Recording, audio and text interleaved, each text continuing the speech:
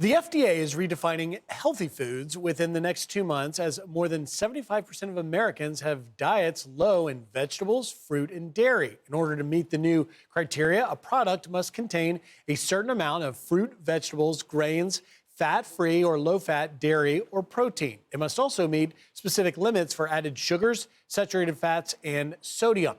Fox News medical contributor Dr. Nicole Saphier joining us now. Nicole, Merry Christmas. Thanks for joining us. What do you make of this new FDA regulation? Well, Merry Christmas, Griff. Great to see you. You know, this is something you and I have been talking about for years when it comes to fats. This is breaking news for the FDA to finally update their nutritional recommendations. It's been over 3 decades since they were made. You think science may have evolved since then. But the good news is, if anybody has been watching Fox and Friends for the last decade, you've heard me talk about the fact that not all fats are created equal, especially the polyunsaturated fats. That's where you find your omega-3s, your omega-6s in salmon, legumes, and certain nuts. These are great for your heart health, your eye health, and your brain health. And so I've always been encouraging this. And finally, the FDA has said, we're going to start looking at the data that shows how beneficial it is. They're also talking about saturated fats, which you find in your animal products, your meat, your dairy, and they're separating those from your trans fats. That's what you find in your processed foods. We know that those are bad for you. There's no way, shape, or form that that's actually healthy for you. So what they're wanting to show is if you're going to label something as healthy, they have to make sure that they really are healthy for you. They're also saying it has to be limited how much sugar is added because you can get great yogurt, but sometimes they add so much sugar to it, it's not healthy. Now, Griff, I have to criticize the FDA. They started these conversations almost a decade ago. The data started coming out showing the difference in fats in the early 2000s, even 1999. Emerging data showed the benefits of some of these fats.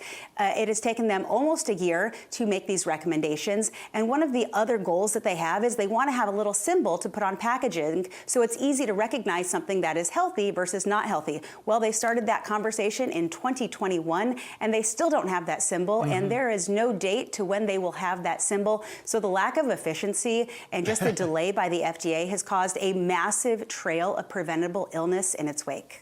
Wow, and it is a recommendation, not a regulation. I misspoke there. Let me just quickly, before I run out of time, Nicole, this really caught my eye. It's this survey revealing that over 2/3 of U.S. teens don't drink, smoke, or use marijuana, but nicotine pouches like Zen that we've all seen in those tin cans are gaining ground. In fact, it's like 6% of 12th graders, up 3%, 3% of 10th graders using the pouches. What do you make of it?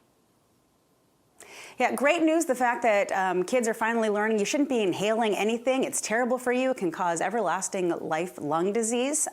However, you know, the emergence of Zyn, I do have some concerns for it, especially when it comes to adolescents, because nicotine is something that can affect brain development. You can see increased ADHD, impulsivity, and other things, eating disorders. And also on top of it, by using Zyn or nicotine-like products, you are increasing their risk for addiction. And once they're addicted to nicotine, the likelihood of them being addicted to something else in the future is higher. So I personally am a little concerned about the overuse of nicotine products as well as social media in our adolescents. That is another form of addiction in itself, and it all is going to be affecting their brain development and mental health.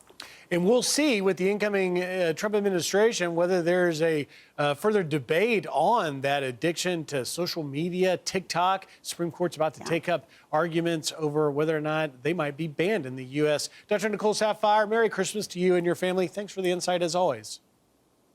See you soon, Griff. I'm Steve Ducey. I'm Brian Kilmeade. And I'm Ainsley Earhart. And click here to subscribe to the Fox News YouTube page to catch our hottest interviews and most compelling analysis.